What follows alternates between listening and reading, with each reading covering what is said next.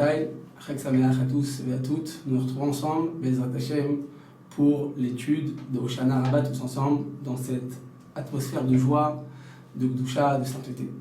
Nous voilà sortis de toute une période de travail intense dans la Vodat Hashem, un travail qui a demandé énormément d'investissement, si bien spirituel, si bien Cheshbon Nefesh, le fait de faire un décompte de nos mitzvot, de nos averot. Et voilà, après toute cette période d'entrain dans la Vodat Hashem, aussi bien un travail de rigueur pendant tous les jours redoutables et un travail de joie dans les jours de Sukkot que nous venons à l'instant, nous sommes en train d'achever à Rabotai. Et bien voilà que la Torah, Bezrat Hashem, va nous offrir encore une fête extraordinaire. Elle est appelée la fête de Shmini Atzeret. Quelle est la signification de Shmini Atzeret? Quel est le travail qui nous est exigé à ce moment-là? Et puis surtout, Rabotai, lorsqu'on sort de ces jours redoutables dans lesquels on arrive à cette rigueur, à cette crainte, à cette peur divine, et qu'on est immédiatement rentré dans les jours de joie, mais Samarta Bechagecha Vaïta Ach Sameach, une joie intense, une joie totale dans laquelle Kadosh Baruch Hu nous demande de se réjouir sans arrêt, à tel point que le Gaon de Vilna nous enseigne que c'est la mitzvah la plus difficile à accomplir, le fait d'être toujours Bessimcha. Pendant les 7 jours à Botaï, les 8 jours en Chutz La'aretz, nous devons sans arrêt être Bessimcha, sans arrêt dans la joie, et ne jamais s'angoisser pour les problèmes de Parnassa, pour les problèmes de santé, pour les problèmes de Shalom Bayit. D'être tout le temps dans une ambiance de joie, de bonheur. La question à Botaï, comment est-il possible d'atteindre une telle joie? Nous sommes effectivement en fin de cette période de joie, mais c'est le moment le plus intense, Bezrat Hashem. Nous allons très bientôt entrer non seulement dans la fête de Shmini Atzeret, mais aussi dans la fête de Simchat Torah. C'est le summum, c'est le moment le plus optimal de joie dans lequel Kadosh Baruch Hu nous demande de se réjouir de la manière la plus intense et de prendre les Sifrei Torah, de danser. La question à Botaï, comment est-il possible d'atteindre cette joie aussi bien pendant les 7 jours et les 8 jours de Sukkot, mais aussi de rentrer dans Shmini Atzeret, et quel va être le travail qui nous va être fourni pendant cette période. Alors avant, Rabotai, de rentrer et d'expliquer le processus que nous sommes en train de vivre et que nous allons achever dans quelques heures, je vais d'abord rentrer et expliquer la définition de ce qu'on a fait jusqu'à ce jour. J'étais il y a quelques jours dans une ville de France, une ville médiévale, la ville de Toulouse, dans laquelle j'ai Baruch Hashem rencontré là-bas des gens pour des shiurim, et voilà qu'on m'a annoncé que dans cette ville il y avait le centre de recherche aérospatiale européen. Et voilà donc j'arrive dans cette ville et je vois effectivement toutes sortes d'ingénieurs, toutes sortes de chercheurs juifs qui sont là-bas pour leurs études ou bien pour leur profession. Et voilà que, en m'intéressant sur le phénomène de tout ce qui se passe dans l'aérospatiale, parce qu'effectivement on peut trouver là-bas des phénomènes qui sont extraordinaires, et de voir la beauté divine, comme dit le Rambam, lorsqu'on voit ce monde-ci, on peut arriver à la Vodat Hashem, on peut arriver à la Ahavat Hashem, lorsqu'on arrive tout simplement à prendre conscience de la beauté divine et de la beauté de la terre, on peut arriver tout simplement à la Ahava et à un amour d'Akadosh Baruch. Et voilà que, ils m'ont annoncé quelque chose que je ne connaissais pas du tout, lorsque la fusée revient sur Terre après plusieurs mois, il peut rester jusqu'à 6 mois, lorsqu'elle revient sur Terre, il y a à ce moment-là le moment le plus dangereux. C'est-à-dire que finalement, le moment le plus dangereux pour ces astronautes, ce n'est pas au moment où ils montent, où ils vont rester pendant 6 mois dans l'espace, ça va être le moment du retour. Pourquoi? Parce qu'au moment où la fusée doit revenir, elle va passer tout simplement par l'atmosphère, et à ce moment-là, il est absolument nécessaire que la fusée ait une trajectoire en biais et pas de manière directe. C'est-à-dire qu'elle doit rentrer sous un angle bien précis pour tout simplement arriver à rentrer dans la Terre et de passer à couche d'ozone et ne avoir aucun danger. C'est-à-dire que finalement, le moment le plus dangereux pour ces astronautes, c'est le moment où ils vont revenir sur la Terre et qu'ils vont rentrer dans l'atmosphère de la Terre. Il faut qu'ils rentrent absolument dans un angle bien précis et pas de manière directe. Pourquoi? Parce que s'ils viennent de manière directe, tout simplement, il peut avoir une friction, ou bien la fusée peut retourner en arrière, ou bien elle peut exploser au moment, et malheureusement, c'est des choses qui sont déjà arrivées. Et voilà donc que c'est le moment à Botaï le plus dangereux lorsque la fusée, le satellite va revenir sur Terre en prenant un angle bien précis. Il faut savoir comment revenir sur Terre. Nous dit le Rav Wolbe, un des plus grands magiars qu'on a pu avoir à notre époque à Botaï. Mais alors, Shlomo Wolbe nous dit, les Avdil, c'est exactement ce qui se passe. lorsqu'on quitte ces jours de sainteté, lorsqu'on quitte ces jours de crainte, de Hirat Shamaim, dans lequel on a tellement accumulé de crainte divine et de comprendre qu'Akadosh Baruch Hu, bien à ce moment-là, il va décider qui va vivre, qui va mourir, qui va avoir une vie joyeuse et une vie malheureuse. Malheureusement, tout va être décidé à Bodaï pendant les 10 jours redoutables, pendant le jour de Rosh Hashanah, pendant le jour de Kippour. Et bien voilà, à Bodaï, lorsqu'on passe toute cette période, donc depuis Rosh Chodesh Elul jusqu'au lendemain de Kippour, mais voilà, ces 40 jours intensifs, eh bien on revient sur terre. C'est-à-dire qu'on revient tout simplement dans une vie dans laquelle eh bien, on va devoir faire face à notre train-train quotidien, dans lequel on va devoir faire face tout simplement à des épreuves qui sont quotidiennes, dans lesquelles on ne va plus toujours mettre en valeur la crainte divine. Pourquoi ? Parce que le jour de Kippour redoutable est passé. Et voilà, Botaï, que lorsqu'on va revenir dans notre vie quotidienne, eh bien, il faut savoir comment revenir. Le plus important, Botaï, c'est pas de s'envoler pour les jours de Kippour, c'est pas de s'envoler pour le jour des Slichot et pour Rosh Hashanah, parce que ça, tout simplement, toute personne qui a du cœur, comme le dit le Péléuet, évidemment va sentir un réveil. Mais le plus important à Botaï, c'est de savoir comment revenir et remettre les pieds sur terre. Comment va-t-on au quotidien faire face à notre train de vie habituel dans lequel on va tout simplement on va instaurer les nouvelles résolutions qu'on a pu prendre pendant toute cette période. Et bien c'est ça, Rabotai, le Mifran. C'est ça tout simplement l'examen, et c'est sur ça que l'homme va être jugé. C'est pas le moment de Kippour, parce qu'au moment de Kippour, effectivement, tout le monde a un réveil. On est tous des malachim, même le Yetzer Hara, on va voir qu'il dit, regarde ton peuple, ce sont tous des malachim, ils sont tous habillés de blanc, ils sont tous debout, ils sont tous en train de jeûner. Et que le plus important, Rabotai, c'est pas de savoir comment venir le jour de Kippour, Bevadek, c'est très important. Mais le Mifran, le véritable examen, eh bien, va être effectué le lendemain de Kippour, lorsqu'on va avoir tout simplement face à notre vie quotidienne. Et voilà, effectivement, nous dit le Rav Wolbe, bien c'est ça, c'est à ce moment-là que l'homme va être jugé pour savoir exactement comment les bonnes résolutions que nous avons prises vont-elles prendre place au quotidien dans notre vie de tous les jours. Et tout simplement, en détail, eh bien, juste après cette période de rigueur dans laquelle eh bien, on est arrivé tellement à une Hirat Shamayim tellement grande, eh bien, nous rentrons immédiatement dans les jours de Sukkot, dans lesquels on va pouvoir, et Dieu va nous exiger d'atteindre la joie la plus grande, la joie la plus profonde au moment de la fête de Sukkot.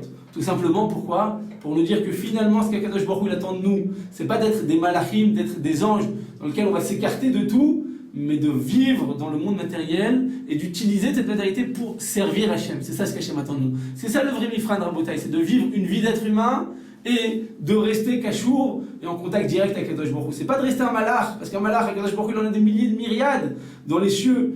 Et Akadosh Baruch Hu, comme il est écrit dans les livres de Zohar, qu'il y a des centaines de millions, de milliards d'anges quotidiens qui font des louanges à Akadosh Baruch Hu. Mais pour pouvoir ouvrir leur bouche, pour pouvoir commencer et débuter leur louange, ils sont obligés d'attendre tout simplement l'autorisation du Ham Israël sur terre qui vont commencer à dire les louanges, et alors seulement les milliers de myriades d'anges vont avoir l'autorisation eux aussi de dire des louanges à Akadosh Baruch Hu. Et donc, Rabotai, nous nous trouvons en fin de cette période de Sukkot dans laquelle eh bien, on va utiliser tout justement tous les plaisirs de ce monde, dans lequel on va devoir se réjouir sans arrêt pendant toute cette période, pendant ces 7 jours et ces 8 jours en Koutz Laaretz, pour pouvoir tout simplement voir si on a réellement intégré la véritable grandeur d'Akadosh Baruch Hu. Et bien, lorsqu'on regarde dans les sources, eh bien, on voit que la période qu'on vient de passer à Rabotai, elle est extrêmement intense. Pourquoi ? Nous dit le Rav Shilshon Raphaël Hirsch, lorsqu'on essaye d'imaginer le travail du Yom Kippourim, quel était le travail le plus élevé qui était exigé au Kohen Gadol ? Eh bien, tout simplement, c'était de prendre les 2 boucs, Seir Lachem et Seir la Azazel. Nous dit la Gemara Rabotai qu'il est absolument nécessaire que ces 2 boucs soient parfaitement identiques. Ils doivent se ressembler en tout point. Ils doivent avoir la même taille, la même couleur, le même somme, ils doivent avoir exactement le même poids. Ils sont pas absolument identiques. Et voilà que eh bien, le Kohen Gadol met sa main dans la boîte de tirage au sort et va prendre 2 ptakim, 2 papiers sur lesquels il y aura écrit d'un côté Seir Lachem, donc littéralement le bouc pour Dieu, celui qui va tout simplement être sacrifié sur le Beth Amikdash, et puis le deuxième c'est le Seir Lazazel, le bouc qui va être jeté dans la falaise. Et voilà, Rabotai, qu'au moment où eh bien, le Kohen Gadol va prendre le papier pour Seir Lachem, il va mettre la main sur ce même bouc, il va le prendre immédiatement, lui faire la shrita, le monter sur le korban, et effectivement, eh bien, tous les membres de ce bouc vont être consumés, vont monter sur l'autel, il ne va plus rien rester, même la peau, même la chair, même le sang. Il va prendre le sang de ce bouc, et le Kohen Gadol va rentrer quelques secondes, une fois par an dans le Beth Amikdash, dans le Kodesh HaKodashim à l'intérieur, l'Ifnaï Velifnim, il va prendre justement le sang qu'il a récupéré du bouc, du Seir Lachem, et il va tout simplement, eh bien, le verser. Le verser entre les deux branches, les deux bâtons qui vont tout simplement tenir le Haron Abrit, le Haron HaKodesh. Eh bien, c'est là-bas qu'il va verser quelques gouttes de ce sang. Et en sortant après quelques secondes, parce qu'on ne peut pas rester trop longtemps, dans le Kodesh HaKodashim, c'est un endroit qui est trop saint, de peur que il y ait une mauvaise pensée qui passe, ou tout simplement une pensée même de Chol qui passe dans la tête du Kohen Gadol. Bien non, il va sortir après quelques secondes et il va continuer à verser le sang sur la parochet. C'est tout simplement ce rideau qui va séparer le Kodesh du Kodesh HaKodashim. Et voilà donc, Rabotai, qu'il n'a plus rien resté de ce Seir Lachem, de ce bouc qui a été réservé pour la Kadosh Baruch Hu, mais il n'a plus rien resté. Tandis que d'un autre côté, eh bien, immédiatement après ce travail qui a duré quelques minutes, avec le Seir Lachem, avec le bouc qui est réservé à Dieu, eh bien, on va prendre le bouc qui est réservé pour la Azazel, donc qu'on va jeter dans la falaise, et qui va être tout simplement le salaire qu'on va donner à l'Éther, pour tout simplement que toute l'année, il nous laisse tranquille. Et bien, nous dit Rachamim Rabotai, il faut savoir que lorsque le Seir Azazel est pris, eh bien, on le prend avec une laisse et il commence à se balader librement. On le sort du Beth Amikdash, il dit « Ah, enfin je sors de cet endroit, de cette maison dans laquelle je me trouvais, j'étais un peu à l'étroit, je peux enfin me balader. » Effectivement, on le prend dans les rues de Jérusalem, on commence à sortir dans le Minbar Yehuda, et voilà que ce bouc est tout heureux, il est joyeux de se sentir libre. Il se tourne et il voit son ami, l'autre bouc tout simplement, qui a été pris pour être en quelques minutes sacrifié sur l'autel, et voilà qu'il le regarde, il se tourne, il dit « Regarde, toi tu t'es fait sacrifier, moi je suis un homme libre, moi je suis un bouc libre, je fais ce que je veux, je peux me balader, je peux gambader dans ce magnifique désert de Midbar Yehuda, et donc, eh bien j'ai un bien meilleur sort que toi. » Voilà donc que le bouc, le Seir, la Azazel commence à de se remplir tout simplement d'orgueil. Et lorsqu'il va commencer à monter dans les montagnes, il va passer d'un rocher à un autre. Et lorsqu'il arrive au sommet de la montagne, sur le dernier rocher, il lève sa gorge en tout simplement prenant une pause dans laquelle il attend. Il dit voilà, je suis maintenant un bouc libre. Il va humecter l'air pétillant de la montagne. Il va se tourner et une fois de plus, il va regarder la fumée qui va sortir du korban de son ami le Seir Lachem. Et il va avoir tellement de Gahava. Mais immédiatement, quelques secondes, eh bien, toute sa Gahava, tout son orgueil va tomber dans l'oubliette. Et qu'est-ce qui va se passer? Eh bien, une main va venir et va pousser le bouc, le Seir, l'Azazel, va le pousser dans la falaise. Et là, en quelques secondes, à Botaï nous dit, la Chachamim nous dit la Gemara, que le bouc n'a même pas besoin d'atteindre le fond de la falaise pour être tout simplement déchiqueté. Eh bien, au cours de sa chute, déjà tous les membres vont être séparés tout seuls, un après l'autre, et il ne va plus rien rester de ce Seir. Donc en quelques secondes, à Botaï, eh bien, il ne reste plus rien de ce Seir. La Azazel, en quelques secondes, eh bien, tout son orgueil et toute sa sensation de liberté, eh bien, vont s'envoler. Voilà que le Rav Raphaël Hirsch nous dit un yesod tellement important, tellement vrai, qui s'applique d'autant plus à notre époque. Il dit très souvent, on voit une personne qui est Oved Hashem, une personne qui s'apprête et qui fait tous les efforts pour s'approcher d'Akadosh Baruch Hu, que ce soit par un limud Torah intensif pour les gens qui ont le mérite d'être avrichim, ou pour même les gens qui travaillent, mais tous les jours, eh bien, ils vont se sacrifier pour étudier 1 heure, 2 heures, 3 heures. Et effectivement, pendant ce temps-là, eh bien, ils vont voir moins leur famille, peut-être qu'ils vont moins travailler, donc ils ont peut-être moins d'argent. Et en d'autres termes, Rabotai, eh bien, lorsque une personne qui est totalement libre, une personne qui est chofchi et qui n'a pas aucune morale religieuse, elle se dit, moi, je vais profiter le maximum de ce monde-ci. Donc très souvent, eh bien, on se trouve dans cette situation où une personne qui n'a pas eu le mérite de connaître la Torah, eh bien, va avoir peut-être un regard rempli d'orgueil. Donc elle va dire, voilà, je vis mieux que toi, je vis mieux que le second, je suis une personne qui est libre, et tout simplement, eh bien, je ne vis pas ni dans un Beth Midrash, ni lorsque je sors du travail, eh bien, je ne suis assujetti à personne, je fais ce que je veux. Et voilà de dire à Rav Shimshon Raphaël Rabotai que très souvent, bien, cette personne son orgueil, tandis que l'autre, effectivement, il doit plus travailler, il doit se mettre des limites, que ce soit pour ne pas faire d'avérotes ou pour faire des mitzvot, tout simplement pour aimer son prochain. Akadosh Baruch Hu, il exige de nous Rabotai un travail intérieur tellement intensif, tellement réel, pour pouvoir s'approcher d'Akadosh Baruch Hu, d'Amel et Elion, essayer de ressembler qui vient à Akadosh Baruch Hu. Et voilà que tout simplement, eh bien, a priori, à première vue, cette personne qui est Oved Hashem, une personne qui a le mérite de s'approcher d'Hashem, eh bien, il va devoir plus s'investir, plus travailler, et peut-être qu'il va moins profiter de ce monde-ci. Eh bien, nous disent Rachamim Rabotai qu'au contraire, Au contraire, une personne qui va réellement vivre avec Kadosh Baruch Hu dans son quotidien, va toujours installer la présence divine dans son quotidien. Non seulement il va mériter le monde futur, mais même ce monde-ci, Rabotai, il sera beaucoup plus heureux. Pourquoi? Parce que grâce à la Avodat Hashem, grâce au Limud Torah, une personne va pouvoir se parfaire, va pouvoir être content de ce qu'il a, va pouvoir l'istapek, ne pas jalouser son prochain, va pouvoir travailler ses midot. Ces midot, Rabotai, qu'on ne peut travailler que grâce à la Torah. Barati Yetzerara, nous dit Kadosh Baruch Hu, j'ai créé le Yetzerara, j'ai créé le mauvais penchant, j'ai créé d'un autre côté la Torah. La Torah qui est tout simplement le remède à ce Yetzerara, le remède à ces mots qui vont attaquer l'homme sans arrêt.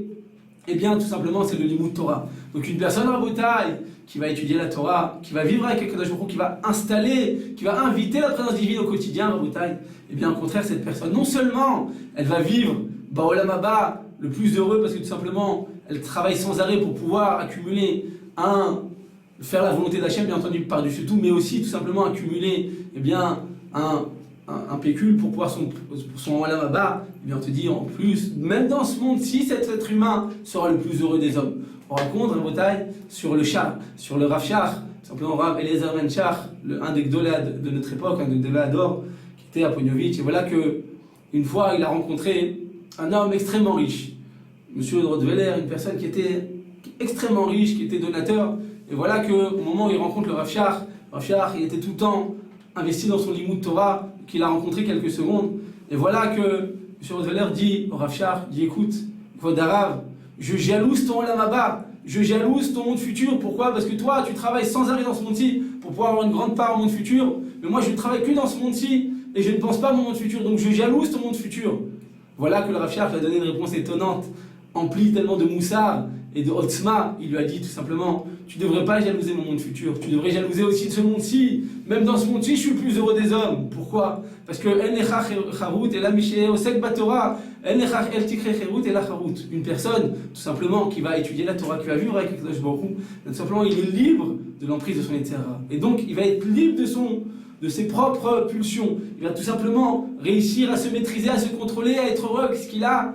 Eh bien, lui dit le Rav Shach, non seulement le Olam Haba, effectivement, eh bien, il sera énorme, mais même dans ce monde-ci, je vis déjà mon Olam Haba. Je suis tellement le plus heureux des hommes, et je me contente de tout ce que j'ai, je suis le plus heureux des hommes. Donc tu ne devrais pas seulement jalouser mon Olam Haba, tu devrais aussi jalouser ce monde-ci. C'est ce que le Rav Shilshana a fait hier, je nous dis à Botaï, que lorsque ce bouc sort, le bouc Lazazel, il pense qu'il est libre, il pense que tout simplement il va commencer à jouir de la liberté, et il va penser à son ami le bouc Lachem qui a été sacrifié, qui est resté dans le Beth Midrash, qui est resté au Beth Amikdash.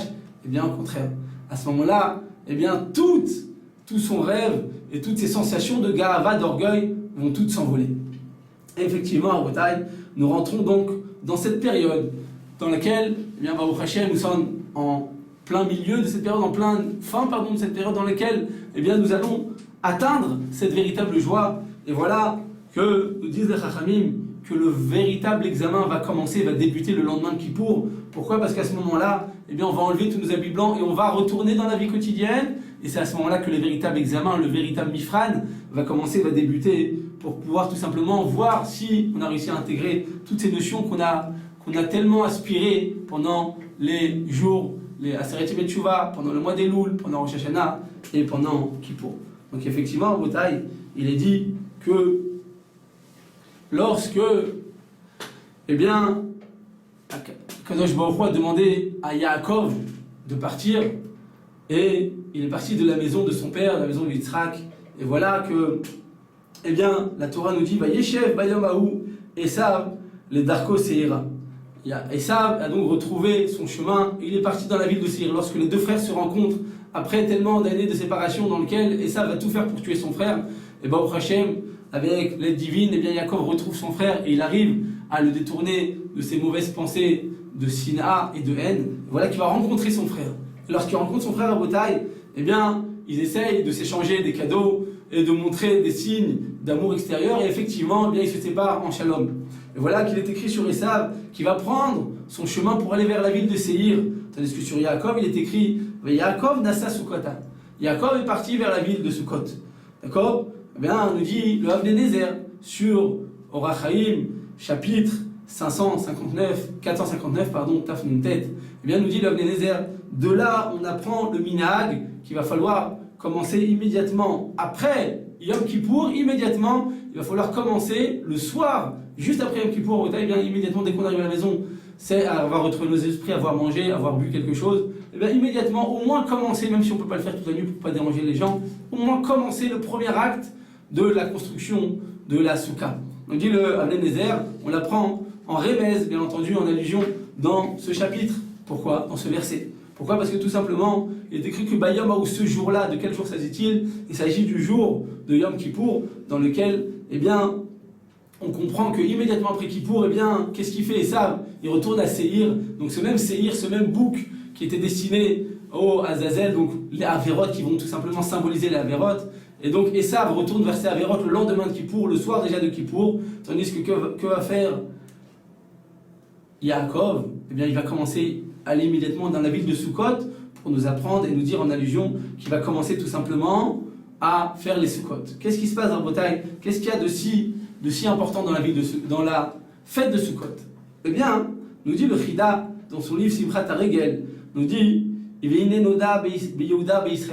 on connaît un grand principe dans la communauté d'Israël qui est Chad mita'amei pshutei mitzvat sukkah hu le'air ozen shomat ve'ain ro'a ki yeshivat olam hazeh dirat harai kesukah. Nous dit le Chida Rabotai, Kadosh Vator, nous dit le Chida Rabbi Yosef Chaim David Azoulay, il nous dit tout simplement, sache que une des raisons pour laquelle Akadosh Baruch Hu, immédiatement après Kippour, nous a ordonné de faire la fête de Sukkot, tout simplement pour nous apprendre et nous faire prendre conscience que à partir du moment où une personne va sortir du mois de la fête de Kippour, elle devra prendre conscience que ce monde-ci est un monde qui est passager. Et grâce à la fête de Sukkot, on prend conscience que tout simplement, toute la maison dans laquelle on se trouve, effectivement, tout est précaire, toutes les paravents qui se trouvent dans la Sukkot, ils peuvent bouger à tout moment. S'il y a trop de vent, s'il y a de la pluie, on sait très bien que ça ne peut pas tenir, c'est très précaire. C'est pour nous apprendre que tout ce monde-ci dans lequel on vit à Rabotai, il est totalement précaire. On est tout simplement des hommes passagers dans ce monde-ci. Et grâce à la fête de Sukkot, on va prendre conscience du message que ce monde-ci est passager. Continue le Chida, nous dit Alze asa Elokim lanu betseftanu mitzvah Sukkah acharer Kippourim. C'est la raison donc pour laquelle la mitzvah de Sukkah vient immédiatement le lendemain de Kippour. La Hazor, quelques jours bien entendu le temps de se préparer, la Hazor ou les Oïl et Tchouva, donc tout simplement pour nous aider à faire une véritable Tchouva, un véritable repentir, un véritable retour vers Hachem. Pourquoi? Pour que tout simplement prendre conscience que ce monde-ci est passager de la même manière que la construction de cette Sukkah est passagère. Ainsi donc, le Chida fini nous dit qu'on va prendre conscience après la fête de Kippour que tout simplement l'homme sur terre est passager, tous les plaisirs qu'il a sur terre sont passagers, même la vie d'un être humain, comme il dit David Améler dans Tehilim, l'être humain peut vivre peut-être 70 ans, peut-être 80 ans, on souhaite à tout le monde jusqu'à 120 ans, Bezrat Hashem, en cette pleine fête de Sukkot dans laquelle on a le devoir de prier, comme le dit le Kaf HaChaim, que toutes les tfilotes qu'on fait pendant la fête de Sukkot et surtout le jour de Shmini Atzeret et d'Arbotai, elles sont immédiatement écoutées. Donc voilà que pendant toute cette période, on doit demander à Kadosh Baruch Hu en longévitude, c'est vrai, mais il faut être conscient que l'homme, quoi qu'il arrive, il est passager. C'est la seule chose, c'est la seule certitude qu'on a, c'est que l'homme ne pourra jamais rester de manière éternelle sur terre. Donc grâce au message que va nous transmettre la Torah, que le lendemain de Kippour, on doit rentrer immédiatement dans Sukkot pour nous dire et nous faire comprendre, nous faire prendre conscience que l'homme est tout simplement passager sur terre, qu'il n'a rien de fixe et que l'homme n'a aucune valeur, duquel il peut être sûr qu'ils ne vont jamais bouger. La seule chose qui est sûre à Rabotai, c'est que l'homme devra rendre des comptes après 70 ans. Baruch Hashem, on arrive, après la fête de Kippour, à prendre conscience, grâce à la fête de Sukkot, de ce grand message. Il est écrit dans les lois de Rosh Hashanah, chapitre 417, Taf Yud Zayin, dans le chapitre Taf Yud Zayin, nous disent Rachamim que toutes les fêtes, on sont dirigés par rapport à chaque patriarche, c'est-à-dire que chaque patriarche va symboliser une fête.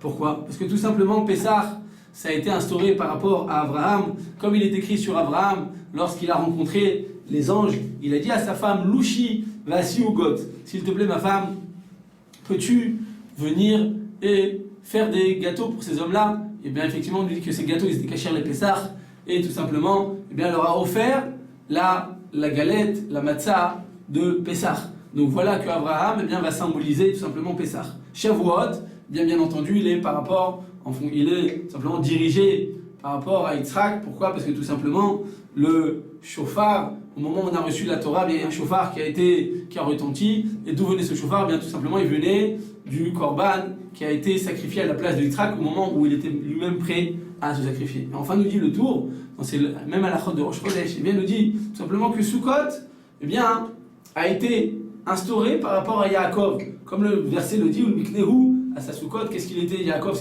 on sait bien, un berger. Et voilà qu'il a construit des Sukkot, des caravanes, il a construit des cabanes pour ses animaux, pour son troupeau. Donc, comme Yaakov a construit ses cabanes, donc les cabanes, c'est quoi? C'est des Sukkot. Donc, la fête de Sukkot va être dirigée par rapport à Yaakov Avinu.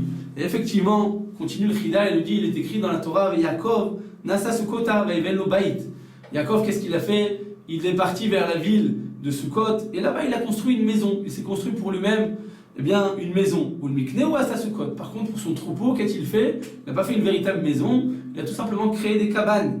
Alken Kara Shem Hamakom à Sukkot. Donc la Torah vient et nous témoigne la raison pour laquelle la ville dans laquelle Yaakov s'est installé a été appelée Sukkot, cabane. Pourquoi? Parce que tout simplement, lorsqu'il est arrivé dans cette ville, il a construit, il a fabriqué un gîte pour son troupeau. Donc il a tout simplement créé et fabriqué des cabanes pour son troupeau. Alors immédiatement, le Chida pose une question, il dit je ne comprends pas. D'abord, qu'a fait Yaakov Avinu? Il a créé une maison pour lui, sa femme et ses enfants.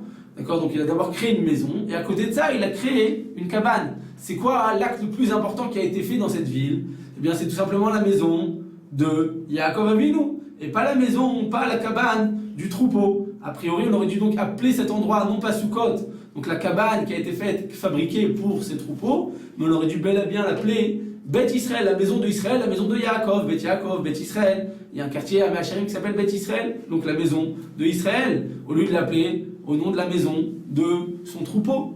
Eh bien, tout simplement, le message qu'il va nous donner, le Chida, il est extraordinaire. Il dit tout simplement, tu sais pourquoi Yaakov Avinu, il a appelé cette ville Sukkot, et pas Beth Israël, pas la maison de Israël, pas la maison de Yaakov? Tu sais pourquoi? Parce que tout simplement, il a voulu enseigner à ses enfants, il a voulu enseigner à ses descendants, que tout simplement, l'endroit dans lequel on se trouve à Botaï, c'est pas l'endroit dans lequel on a construit notre maison. Il est vrai que des personnes vont travailler toute leur vie pour avoir une maison, pour avoir une voiture, pour avoir des vacances. C'est me faire que ça, c'est pas le plus important. Tout simplement, il est arrivé dans la ville et il a créé une maison pour lui, c'est vrai, mais il a aussi créé une maison pour tout simplement son troupeau. Donc il va appeler la ville au nom de son troupeau, tout simplement pour dire que sache que nous on est passagers sur terre, on ne laisse rien sur terre, et donc je ne vais pas appeler la ville en nom de ma propre maison. Pourquoi? Parce que je sais très bien que je suis passager et tout est furtif sur terre, mais je vais tout simplement l'appeler au nom de Sukkot, des cabanes que j'ai construites pour ce troupeau et non pas pour moi. Et bien, lorsqu'on regarde dans les sources, il y avait un Rishon, le Rajba, Rabbi Shlomo Ben Aderet, nous dit dans ses shoots, dans ses responsables, tome 5, chapitre 55, nous dit le Rajba, il va venir expliquer la première phrase du Kriyat Shema. Le Kriyat Shema Rabotai, c'est un des Yesodot, c'est un des fondements, une des fondations de notre Emouna et de notre foi, notre croyance en Akadosh Baruch Hu. On doit le dire 2 fois par jour, Minatora, et avant de dormir, on fait une 3e fois. Et voilà que lorsqu'on commence à dire Shema Israël, on dit Ve'afta et Hashem Elokecha, tu aimeras donc l'Éternel ton Dieu, Bechol levavcha, ufrol nafshecha, ufrol moedecha. Tu aimeras donc l'Éternel ton Dieu de tout ton cœur, Bechol levavcha, ufrol nafshecha, de toute ton âme, de toute ta personne, et enfin Bechol moedecha, de tous tes moyens. Voilà que le Rajba nous enseigne un chidouche. Il nous dit sache que chacune des strophes de ce paragraphe va nous enseigner qu'il s'agit tout simplement ici d'un remède, d'une allusion à l'un des patriarches. Pourquoi? Parce que tout simplement, aimer Hachem de tout son cœur, ceci va être dirigé par rapport à qui? Tout simplement à notre premier, le plus grand de tous les patriarches, Avraham Avinu. Avraham Avinu, c'est lui qui a dévoilé le monothéisme sur terre, c'est lui qui a amené l'amour d'Akadosh Baruch Hu sur terre, et voilà que ça va être le symbole de l'amour d'Hachem, de tout ton cœur. De qui s'agit-il? Tout simplement, il s'agit d'Avraham Avinu. Bechol nafshecha, de toute ton âme, de toute ta personne, de tout ton corps, c'est qui? C'est Yitzhak, c'était le seul de tous les patriarches qui a été prêt à sacrifier sa vie de cette manière, à donner toute sa vie pour Akadosh Baruch Hu et à monter sur l'autel. Donc voilà que Yitzhak, c'est lui qui va symboliser le sacrifice à Hachem. Et enfin, à Botaï, le Bechol Meodecha, donc la dernière strophes de ce verset, eh bien, va être dirigé par rapport à Yaakov Avinu. Bechol Meodecha, donc c'est aimer son Akadosh Baruch Hu de tous ses moyens. Dieu nous a donné des moyens, il nous a donné une matérialité dans laquelle on doit vivre. Eh bien, voilà que Yaakov, c'est le symbole de quoi? De tout simplement le fait de prendre cette matérialité et de l'élever vers Akadosh Baruch Hu. Alors, Yaakov Avinu Rabotai, c'est le symbole de l'amour d'Hachem, dans lequel Yaakov est prêt à prendre tous ses plaisirs matériels, de prendre toute la maison dans laquelle il habitait, de prendre tous ses moyens matériels et de les offrir à Kadosh Baruch Hu. Voilà le symbole de l'amour d'Hachem qui va être symbolisé donc par l'amour de Bechol Meodecha, donc de tous tes moyens. Tu dois prendre tous tes moyens et les élever vers Kadosh Baruch Hu. On dit pourquoi? Pourquoi c'est d'accord Yaakov Avinu Rabotai qui va être le symbole de l'amour d'Hachem, Bechol Meodecha, de tous tes moyens, de tout prendre tout le matériel qu'on a et le donner, l'offrir à Hachem, parce que sur Yaakov Avinu il est dit tout simplement Vechol Asher Titani Aser Aser Norenoular, tout ce que tu me donneras Kadosh Baruch Hu, bien je te le rendrai, je te donnerai la dîme, je te donnerai 10% de tout ce que tu m'as donné, 20%, son gain de ville là, pour pouvoir tout simplement que s'accomplisse Aser ta Aser Aser Alonat Titacher, tu devras donner la dîme. Qui est le premier à donner la dîme, Rabotai? C'est Yaakov Avinu. Donc Yaakov il est prêt à prendre ce monde-ci et l'offrir à Hachem. Mais en réalité, eh bien, le message est beaucoup plus profond que ça. Pourquoi? Parce qu'on a évoqué tout à l'heure le moment où Esav va rencontrer Yaakov après plusieurs années de haine, il est prêt à le tuer, et voilà qu'il le rencontre, et finalement Dieu fait un miracle, il arrive à ne pas le tuer. Voilà que Yaakov, lorsqu'il va offrir des présents à Esav, que va répondre Esav? Il lui dit écoute, j'ai déjà suffisamment. Il lui dit quoi? Il lui dit Yeshli Rav, j'ai déjà beaucoup, j'ai déjà suffisamment, j'ai pas besoin encore de tes cadeaux. Finalement il va les accepter bien entendu, parce qu'il est attiré vers la matérialité, mais au début, qu'est-ce qu'il va lui dire? Yesh li rav, j'ai beaucoup. Et voilà que Yaakov lui dit écoute, toi tu as beaucoup. Ani yesh li kol, moi j'ai tout. Il ne me manque rien. J'ai atteint tout simplement la perfection dans ce monde matériel dans lequel on vit. J'ai tout ce qu'il faut. Il ne me manque rien. Il y a une différence, Rabotai, qui a l'air a priori anodine, mais qui est tellement importante entre Yaakov et entre Esav. Esav, lorsqu'il va faire tout simplement le bilan de tout ce qu'il a, et la liste de tout ce qu'il a dans ce monde-ci, de toute la matérialité qu'il a, il va dire j'ai beaucoup, mais il me manque encore. C'est ce que Yaakov, qu'est-ce qu'il va répondre à Rabotai? Peut-être que Yaakov, bien entendu, vivait dans la pauvreté, dans la simplicité, beaucoup plus que. Et ça, à ce moment-là, après, il est devenu très riche. Yaakov, mais à ce moment-là, il était encore un simple berger. Il a travaillé pendant des dizaines d'années pour pouvoir avoir Rachel et Léa. Il vivait, la nuit, il ne dormait pas, comme lui-même l'a témoigné à son beau-père. Il dit la nuit, je ne dormais pas. Et pendant les moments où il faisait froid, c'était gelé, eh bien, j'étais seul et je travaillais la nuit. Et voilà que ce même Yaakov, qu'est-ce qu'il va, quelques jours après, il va rencontrer, et ça veut dire moi, Yeshli Kol, j'ai tout ce qu'il faut, il ne me manque rien. Pourquoi? Tout simplement à Rabotai, parce qu'une personne qui vit avec Akadosh Baruch Hu, il va être conscient que ce monde-ci est éphémère, et donc tout ce qu'il a, c'est déjà suffisant. Une personne, Rabotai, qui ne vit que dans ce monde-ci, que dans le plaisir matériel, eh bien, il va toujours, constamment, être dans le manque et être dans la situation où j'ai, mais ça ne me suffit pas, il faut absolument que j'ai le meilleur, il faut absolument que j'ai le dernier modèle, que ce soit des téléphones, que ce soit des ordinateurs, que ce soit des voitures, que ce soit des chaussures, ainsi de suite, chacun selon son niveau matériel, et voilà que jamais on va suffire de ce qu'on a.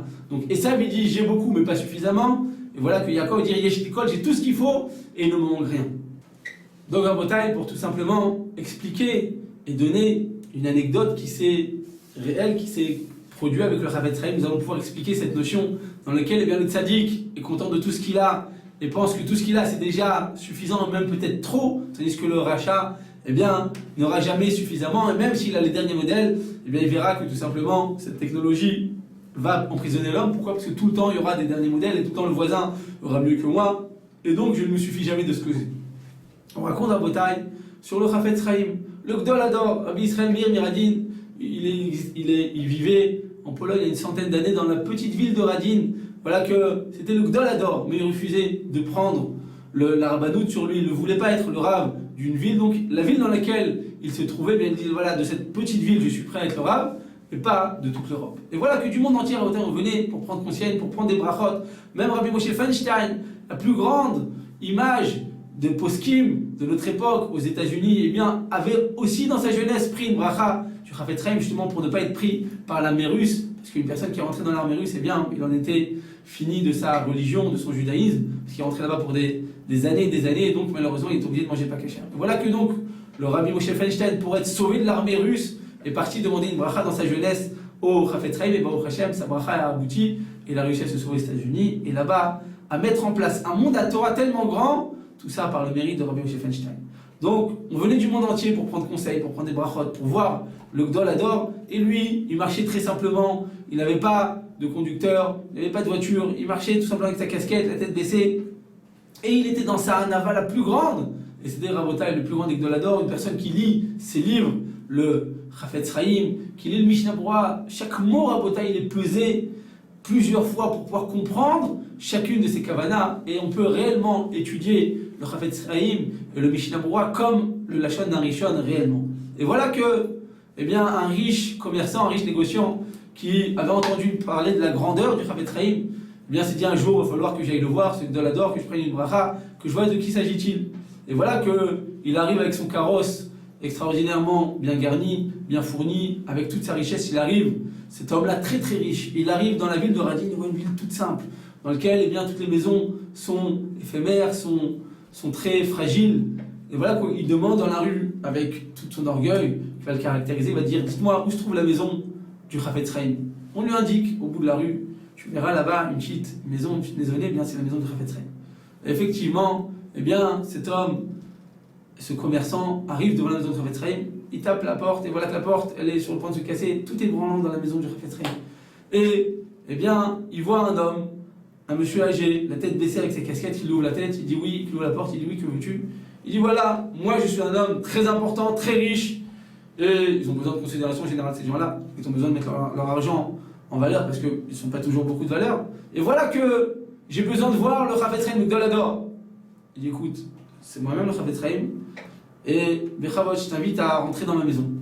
Et voilà que donc cet homme-là, toute sa vie c'était la matérialité, il rentre dans la maison, et il n'arrive pas à se retenir, il dit que Kvod Harav, j'arrive pas à comprendre, on dit que vous êtes le Gdol Hador, où est votre richesse, où sont vos biens, où est tout ce que vous avez vécu dans ce monde, vous avez plus de 90 ans, où est tout ce que vous avez accumulé?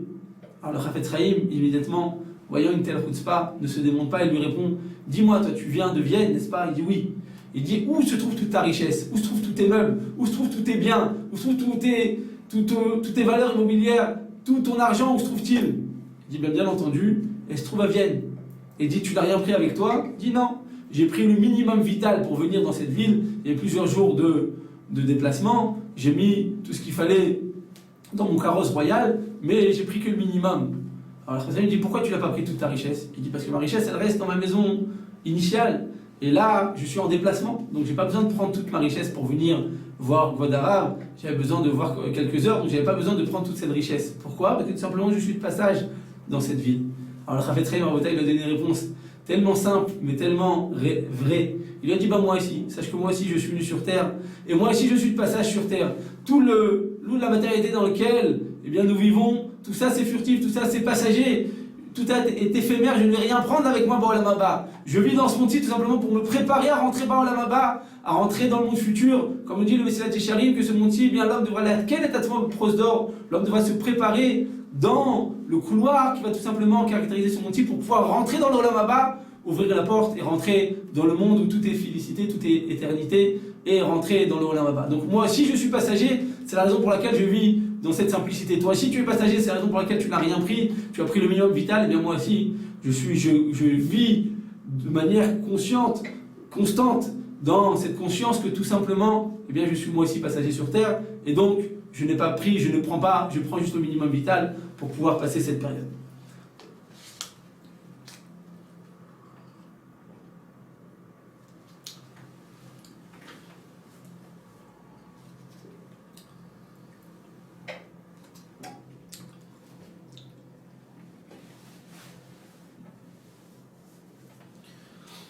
Donc, Rabotai, on essaye de comprendre tout simplement pourquoi Yaakov Avinu, c'est lui qui va symboliser la fête de Sukkot.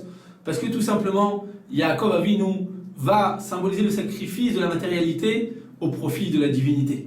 On sait très bien que Yaakov Avinu, Rabotai, eh bien, lorsqu'il s'est sauvé de Esav, il est resté 14 ans dans la maison de Shem Ve'ever, dans le Beth Midrash de Shem Ve'ever.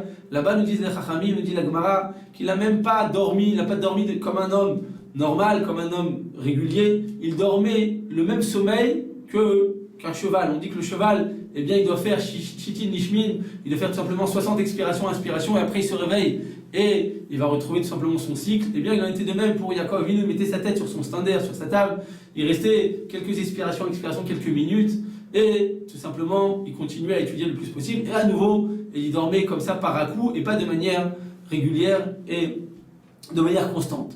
Donc voilà, Rabotai, qu'après 14 ans d'années de sacrifice, d'études de Torah dans la maison de Shem Ve'er, dans le Beth Midrash de Shem Ve'er, qui était les Gdolé Ador, eh bien la Torah vient nous témoigne. Vaïven lo Baït. Il est arrivé dans sa ville et il a créé, il a fabriqué sa propre maison. On nous dit le Yonatan Ben Uziel, nous dit le Targum, nous dit la traduction en araméen, il dit quoi? Ou Banale Beth Midrash. Qu'est-ce qu'il a fait? Après ses 14 ans d'études, il est arrivé dans sa ville et il a créé un Beth Midrash. Voilà la maison de Yaakov Avinu. C'est pas une maison dans laquelle il va être à l'aise, il va penser que à sa matérialité, mais il va surtout penser à la spiritualité, à faire la volonté d'Akadosh Baruch Hu. Et donc il a créé un Beth Midrash dès qu'il est arrivé tout simplement de qui s'est séparé et qu'il est sorti de la maison de Shem Ve'er. Et bien voilà, Rabotai, qu'il y a une histoire extraordinaire qu'on va raconter sur le frère du Gaon de Vilna, Rabbi Eliyahu Vilna, il y a 350 ans. Eh bien, on raconte, dans l'Europe de l'Est, c'était un des Gdolé Olam, une grandeur, une intelligence dans tous les domaines de la Torah, il a tout étudié. Mais il a étudié non seulement seul, mais en plus il étudiait avec le Hamal, avec le sacrifice, avec la compréhension personnelle, à tel point qu'on nous témoigne qu'il y avait même des Magidim, des gens qui venaient, des êtres spirituels, en d'autres termes des anges qui venaient pour lui dévoiler la Torah. Le Gaon de Vilna refusait, il dit non, moi je ne veux pas étudier lorsqu'on m'offre, lorsqu'on me donne en cadeau cette Torah, je veux tout simplement étudier par le sacrifice, par l'investissement, par le fait de s'investir sans arrêt dans la Torah et me casser la tête pour pouvoir comprendre encore plus la Torah. Et effectivement, le Gaon de Vilna, eh bien tout ce qu'il a atteint à Botaï, c'est par un travail personnel. Donc on raconte à Botaï sur le Gaon de Vilna qui est très connu dans tout. Il a des agotes sur la Gemara, agotes sur le Shulchan Aruch, des livres de Gemara, des livres de Kabbalah. Il a une personne qui a l'habitude d'étudier, eh bien ne peut pas mentionner au quotidien le Gaon de Vilna. Mais il avait un frère qui est peut-être moins connu, qui s'appelait Rabbi Avraham Vilna, le frère du Gaon de Vilna. Et voilà que ce frère, Rabbi Avraham, eh bien, il allait très souvent visiter son frère, le Gaon, Rabbi Eliyahu Vilna, tout simplement, pour prendre conseil chez lui, pour voir son comportement et pour pouvoir savoir avec qui il a affaire. On raconte sur leur mère, sur la maman du Gaon de Vilna et de Rabbi Avraham Vilna, qu'elle faisait un jeûne depuis Motzei Shabbat jusqu'au vendredi d'après. Quelle grandeur, quelle gadlout, quelle gdoucha, comment elle a eu des enfants si grands en Torah. À tel point, entre parenthèses, on raconte qu'une fois, le Gaon de Vilna, il a vu sa maman qui a commencé immédiatement après l'Avdallah, elle a commencé immédiatement son jeûne. Il a dit, maman, pourquoi tu ne fais pas Seouda Melvalka? Sache que si tu fais Seouda Melvalka, donc tu manges un petit repas pour pouvoir accompagner la reine Shabbat, en l'honneur de Shabbat, la quatrième Seouda qu'on fait le Shabbat, eh bien sache que tu auras beaucoup plus de mérite que si tu fais un jeûne qui va durer une semaine. Donc on va le mérite, le srout de faire la Seouda Melave Malka. La Gemara dit que c'est Matzil Michibut Kever, et donc ça va tout simplement sauver une personne des souffrances de la mort. Après la mort, eh bien malheureusement, lorsque le corps se décompose, c'est des souffrances atroces, parce que l'homme ressent à ce moment-là sa chair qui se décompose. Eh bien, une personne qui fait le Seouda Melave est sauvée de ces souffrances. Et Chazal nous dit aussi qu'une femme qui fait le Seouda Melave va être sauvée de la souffrance de l'accouchement.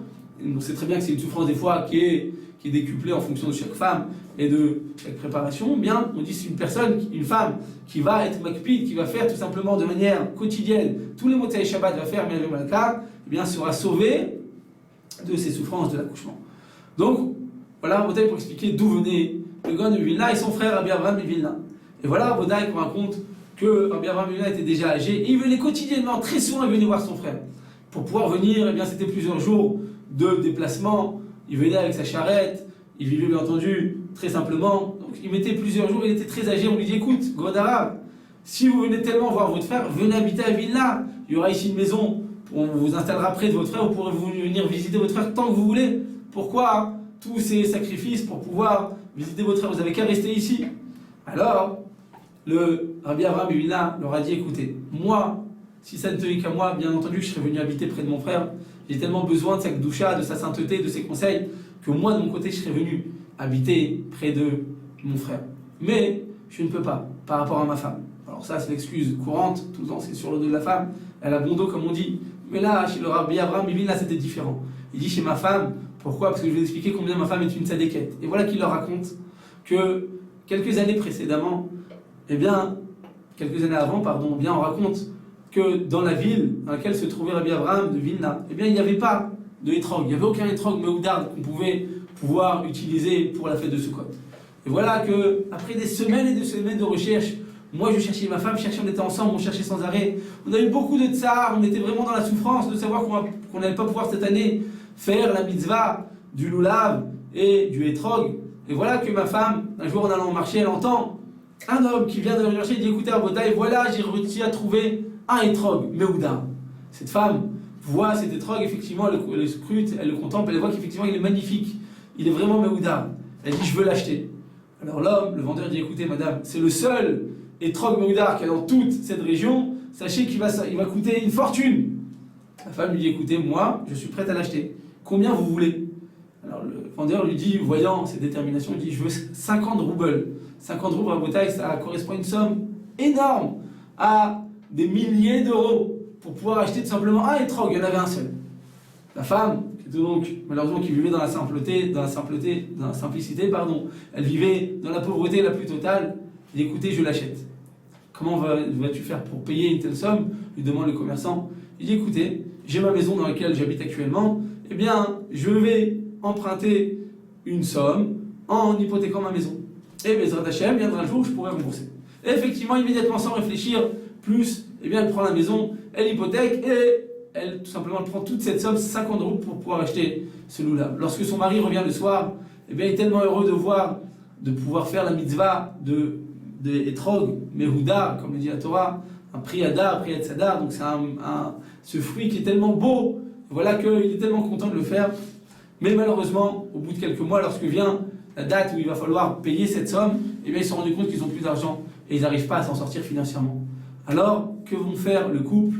Ils vont décider de vendre leur maison. Ils vont tout simplement vendre leur maison pour pouvoir rembourser la dette qu'ils ont fait et qu'ils ont pris tout simplement pour payer ce hétrog. Et voilà qu'ils vont acheter une toute petite maison. Avant, ils habitent dans une belle maison, grande maison. Ils étaient très à l'aise, mais voilà que comme ils n'ont plus d'argent pour pouvoir rembourser quoi que ce soit, et ils sont de plus en plus âgés donc ils ne peuvent plus travailler, voilà Rabotai, qui vont devoir vendre leur maison. Et immédiatement, avec le peu d'argent qu'il leur reste, ils vont acheter une petite maison. Et voilà que Rabbi Abraham raconte que sa femme, elle allait tous les jours à la synagogue. Tous les matins, elle allait à la synagogue pour faire cette fille-là. Entendu, c'est pas chova pour une femme d'aller à la synagogue, mais c'était une tzadékette, elle voulait l'achmir. Et voilà qu'en allant à la synagogue, du chemin de notre nouvelle maison, donc de notre petite maison, pour arriver à la synagogue, il fallait obligatoirement passer devant l'ancienne maison, dans la grande maison qu'on a vendue en l'honneur de ce hétrog. Et voilà que, donc en passant devant la synagogue et au retour, chaque fois ma femme s'arrêtait quelques secondes, elle levait les yeux et disait merci à Kadosh Baruch Hu, que tu m'as donné tellement de courage, tellement de force et tellement d'amour de la Torah pour pouvoir vendre ma maison pour une mitzvah de hétrog. Elle avait un nachat, elle avait une sérénité, elle avait une paisibilité énorme de savoir qu'elle a réussi à aller de gaber, à se renforcer contre son Yetzirah pour accomplir cette mitzvah de hétrog.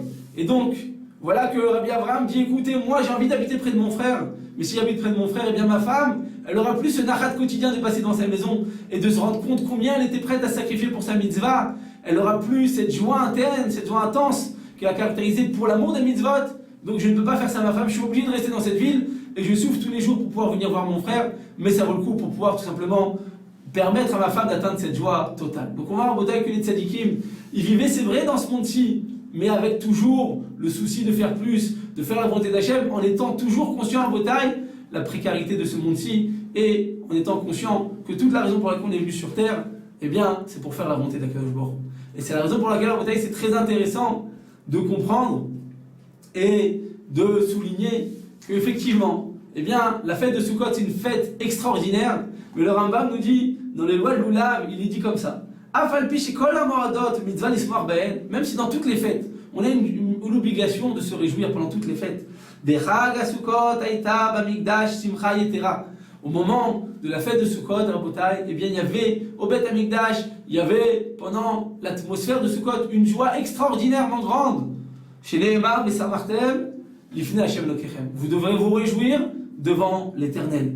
Donc nous dit le Rambam, mitzvah le'arbot on a une mitzvah, on a une obligation de se réjouir d'autant plus pour la fête de Sukkot.